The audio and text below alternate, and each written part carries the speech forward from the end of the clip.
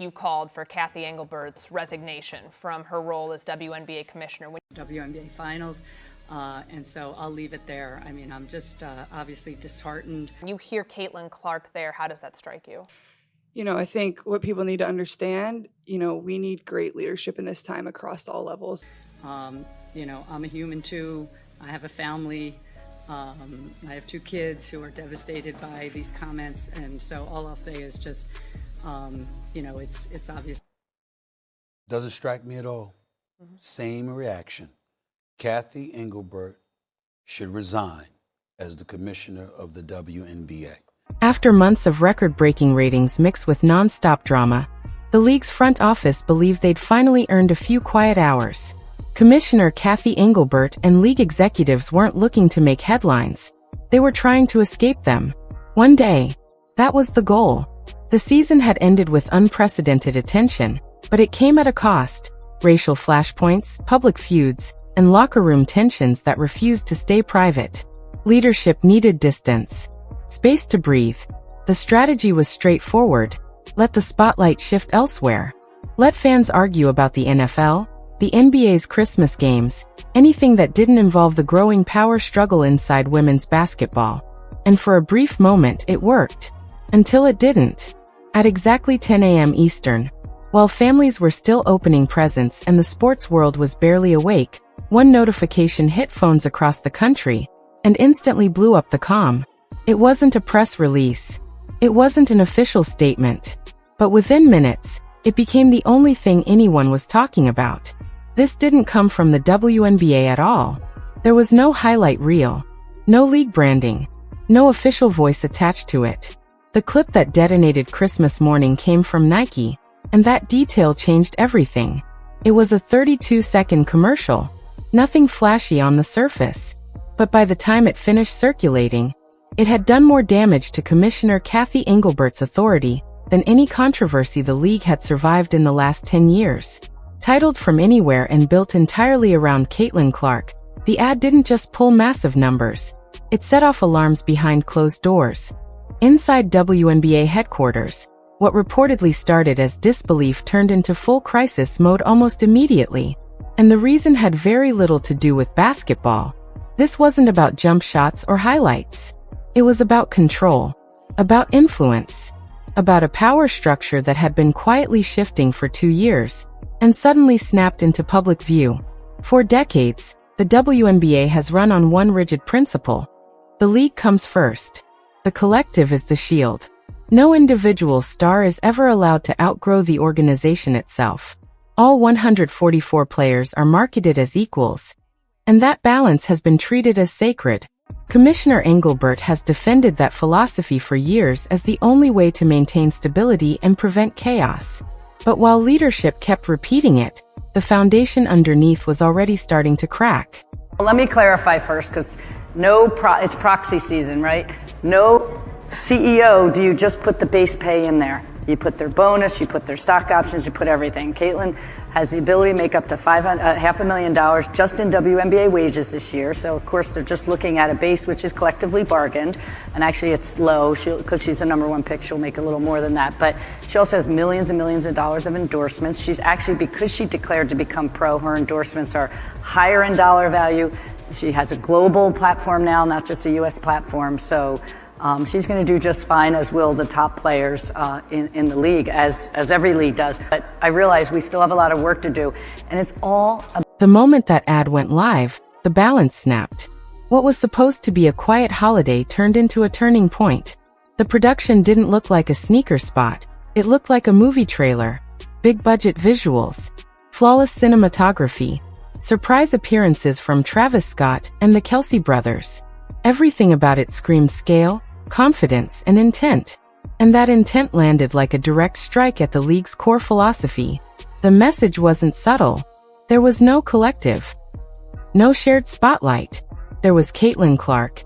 And then there was everyone else.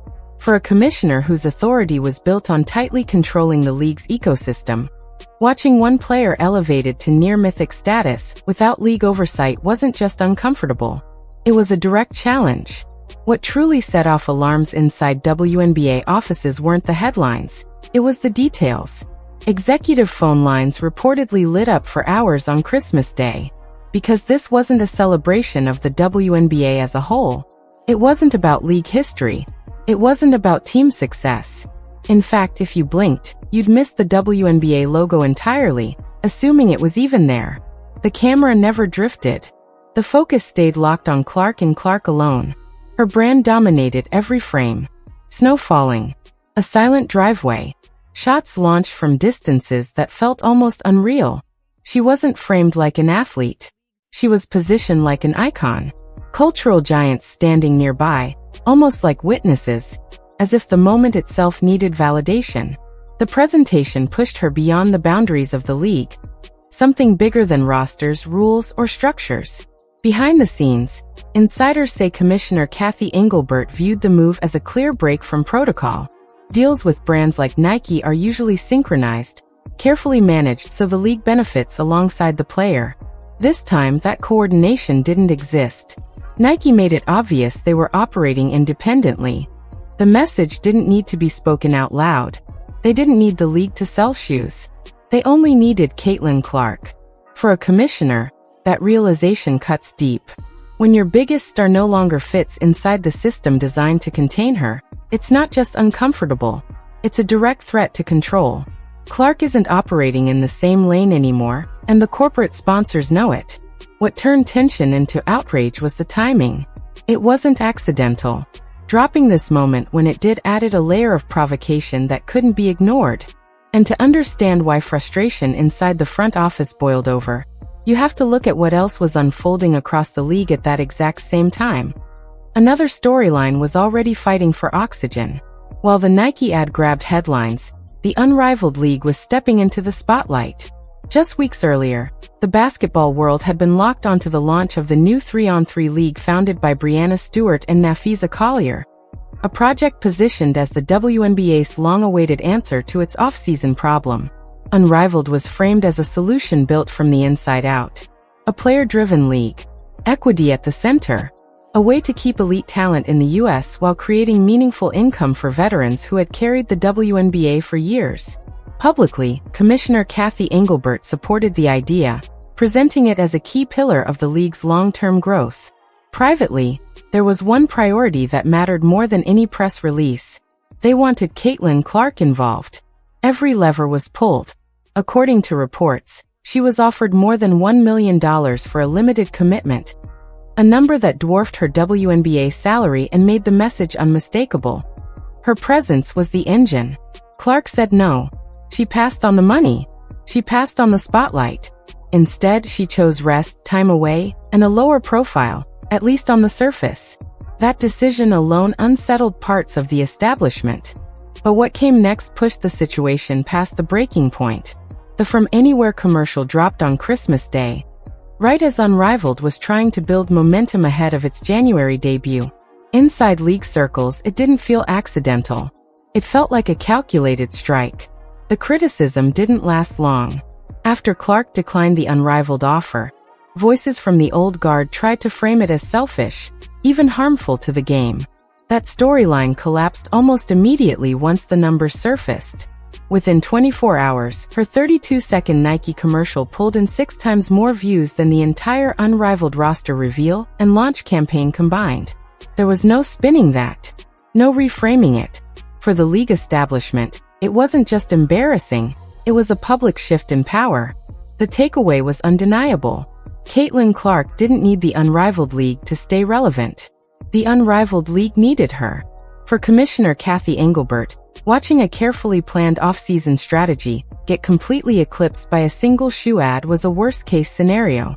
It forced a truth league leadership has tried to avoid for years. Fans don't always rally around women's basketball as an abstract concept. They rally around stars. And right now, that star is Caitlyn Clark. That change in attention strips away leverage. Running a league is one challenge. Managing a player who effectively holds the audience in her hands is something entirely different. There's another layer to this that's even harder for the league to hide.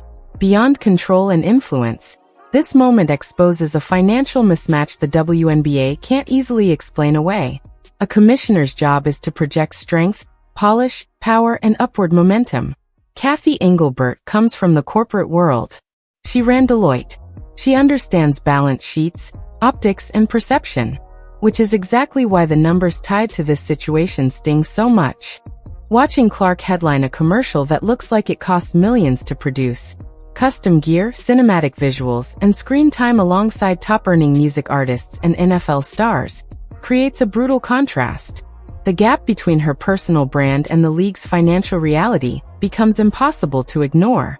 The production quality of that 32-second ad surpassed what viewers often see during regular season WNBA broadcasts. And without saying a word, it reminds the audience of something uncomfortable. Clark earns millions through deals with Nike, Gatorade, and State Farm, while the league she plays for pays her a rookie salary that wouldn't even cover the catering budget for that single shoot. At this point, it's no longer just awkward. It's a full-blown public relations nightmare for Commissioner Kathy Engelbert. She's juggling high-stakes negotiations while trying to convince the world the WNBA belongs alongside the NBA and NFL. But every time that Nike commercial airs during an NBA game or NFL playoff broadcast, it quietly erodes that argument. The message is crystal clear. The real money isn't coming from the league. And that 132-second clip hands the Players Association a visual argument they can't ignore. One glance at the screen, and it's obvious how much value is being generated outside league control. It raises questions no executive wants to answer. Why are players settling for so little when the commercial upside is astronomical? The optics are brutal. The league looks undercapitalized. Leadership looks slow to act. Behind the scenes, murmurs say team owners have been calling Engelbert, asking why none of this marketing momentum is flowing back into the WNBA. This isn't about jealousy, it's about business.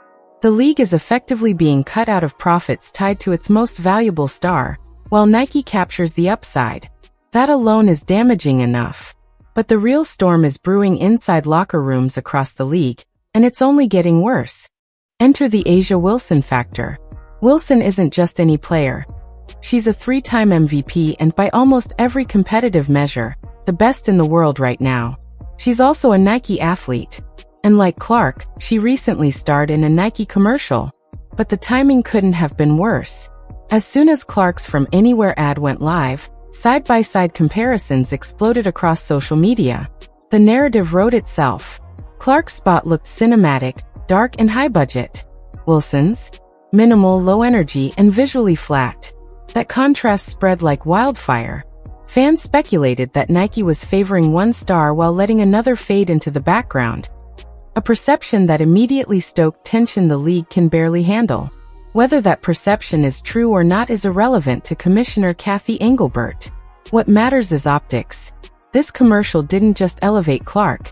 It drove a wedge between the league's two biggest stars and the camps around them. It gave life to long-standing beliefs among veteran players that the system is stacked against them, no matter how hard they grind or how many championships they win. She was talking about Kathy Engelbert directly. She revealed private conversations, you understand, with quotes from this lady, the commissioner, about what she said that came across as dismissive, as derogatory, and unappreciative of the athletes that represent her league. For the last 2 seasons, Engelbert had been trying to keep tensions under control, calming disputes over physical play, flagrant fouls, and the repeated targeting of Caitlyn Clark. The Nike ad did the opposite. It poured gasoline on a smoldering fire. When a rookie is showcased with blockbuster treatment, someone like A'ja Wilson can't help but feel overlooked. Other veterans see Clark get a Michael Jordan-level rollout while their own campaigns feel stripped down, and resentment builds. Resentment becomes anger. Anger doesn't stay on the bench. Engelbert knows the stakes. If the 2026 season devolves into a revenge-driven atmosphere where veterans feel disrespected and take it out on Clark physically, the game itself suffers. Basketball takes a backseat to drama. Injuries, controversies, and constant headlines follow, all landing squarely on the commissioner's desk. And that's before even considering the quiet, strategic power play built into the ad. Nike's choice of cameos wasn't random. It shattered decades of WNBA marketing tradition. Historically, league campaigns honor their history. Legends like Cheryl Swoops, Lisa Leslie, and Sue Bird appear to show continuity and respect for the foundation of the league. That lineage matters to the gatekeepers of women's basketball. Not here. Those figures were absent. There was no symbolic handoff. No acknowledgement of the past. Instead, Clark was flanked by male cultural powerhouses, signaling a deliberate shift in the spotlight. Hey, Caitlyn, how about from here? Come on, guys. If she can't make it, no chance. Caitlyn, amigo, let. You got it. I'm not even gonna ask. Hey, Caitlyn from here might be impressive. Am I right? Whatever, Chet. So right here. From there.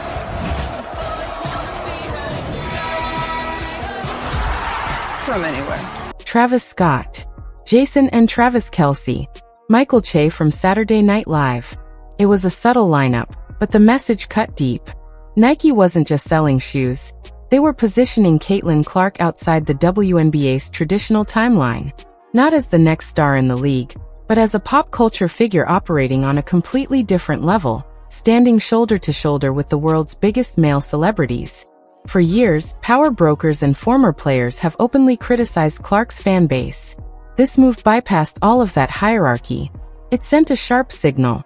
Outside validation matters more than approval from within. Engelbert knows exactly how dangerous that is for the structure she's trying to protect. She needs the veterans on board. She needs alumni voices aligned with the league's vision. When the face of the league is marketed as separate from its history, it undermines the WNBA's foundation and creates a split culture. On one side, new fans who only care about Caitlyn Clark. On the other, longtime supporters devoted to legacy and lineage. And in the middle, the commissioner, taking heat from both directions. To fully understand why this feels personal, you have to go back to the Lucky Stars controversy. In October 2025, reports surfaced about a tense meeting where Engelbert allegedly told players they should be grateful for the media rights deal she helped secure. Her phrasing sparked immediate backlash, and the echoes of that conflict are still shaping this moment. First of all, I have great respect for Fee, and I think she made a lot of very valid points. And, I think what people need to understand, we need great leadership in this time across all levels. This is straight up the most important moment in this league's history. This league's been around for 25 plus years, and this is a moment we have to capitalize on. So that's honestly what I would say. I think there's, Fee said it all with what she said, and I think the points she made were very valid. No amount of explanation could erase it. Even after attempts to soften or clarify her words, the perception lingered. Engelbert was an executive who expected gratitude from players. That moment became a symbol of imbalance, a reminder of who held the purse strings. The Nike commercial doesn't need words to deliver the counterpunch. It frames Clark as someone who thrives without relying on anyone's thanks. Her value exists on its own terms. The message behind the glossy visuals is impossible to ignore. Clark draws attention. She attracts sponsors. She generates revenue. And in doing so, the ad quietly chips away at the commissioner's authority. Because when the league's salary structure pales in comparison to what Clark earns off the court, it becomes impossible to demand loyalty or gratitude. Power and attention has shifted, whether the WNBA likes it or not. The numbers don't lie, and they're brutal. When a league pays a player a fraction of what a single sponsor can, the power dynamic flips overnight. Suddenly, the player is the center of gravity. The league becomes dependent on her presence. Engelbert knows exactly how dangerous that is. Once an athlete realizes their individual value outweighs the governance structure around them, control begins to slip. The NBA saw a version of this with LeBron James. But this is on another level. The gap between Clark's earning power and her peers isn't small, it's enormous. And that imbalance threatens the stability of the entire system. There's an even bigger threat hanging over all of this, one that keeps WNBA owners awake at night. For years, the debate was whether Caitlyn Clark was good enough for the league. That question? Officially settled. But the commercial raises an even more unsettling question. Is the WNBA big enough for Caitlyn Clark? The visuals, the scope, the from anywhere concept. Everything screams global, expansive, borderless. The ambition it conveys exceeds what the league can currently offer. Engelbert knows the collective bargaining agreement is fragile. If players opt out, or if the league can't match Clark's true market value, the consequences could be catastrophic. Once that door cracks, the possibilities multiply. What would stop Clark from building her own platform? From launching a Nike or Amazon-backed tour that travels city to city, pulling audiences that rival, or even surpass the WNBA? It sounds extreme, but the financial logic is already laid bare. Any company willing to drop millions on a 32-second ad is willing to back whatever platform delivers the biggest return. Right now, that platform isn't the Indiana Fever. It isn't the WNBA as an institution. It's Caitlyn Clark herself. This commercial isn't just promotion, it's a warning. It signals that the star can be moved anywhere, at any time, if the surrounding structure can't keep up. Inside the commissioner's office, the reaction isn't just anger. It's anxiety. The fear isn't bad press. It's irrelevance. The possibility that the WNBA becomes a stepping stone in Clark's career, rather than the destination, is one Engelbert simply cannot ignore. And there's another layer that escalated the stakes even further. The global implications of the campaign, which triggered backlash far beyond domestic sports circles.